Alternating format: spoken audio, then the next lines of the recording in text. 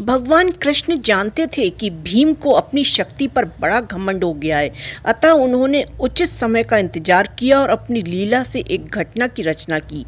एक बार वनवास काल में द्रौपदी ने एक सहस्त्र दल कमल दिखाई दिया। उसने उसे ले लिया और भीम से उसी प्रकार का एक और कमल लाने के लिए कहा। भीम कमल लेने चल पड़े। आगे जाने पर भीम को गंधमादन पर्वत की चोटी पर विशाल केले का वन मिला, जिसमें वे घुस गए। इसी वन में हनुमान जी रहते थे। उन्हें भीम के आने का पता लगा तो उन्होंने सोचा अब आगे स्वर्ग के मार्ग में जाना भीम के लिए हानिकारक होगा। वो रास्ते में ही लेट गए। भीमसेन ने वहां पहुंचकर हनुमान जी से मार्ग देने के लिए कहा तो बोले, यहाँ से आगे ये पर्वत मनुष्यों के लिए अगम्य है, अतः यहीं से लौट जाओ।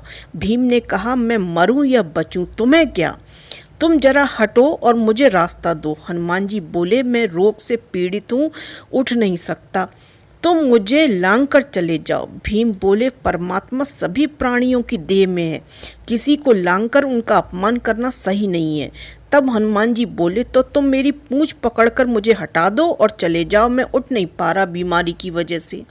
भीम ने हनुमान की पूंछ पकड़कर जोरों से खींची, पूरी ताकत लगा दी, एड़ी चोटी का बल लगा दिया, किंतु वो हिले तक नहीं। अब भीम का मुंह लज्जा से झुक गया। उन्होंने क्षमा मांगी और परिचय पूछा। तब हनुमान जी ने अपना परिचय दिया और वरदान दिया कि महाभारत युद्ध के समय मैं तुम लोगों की सहायता करने आऊँगा।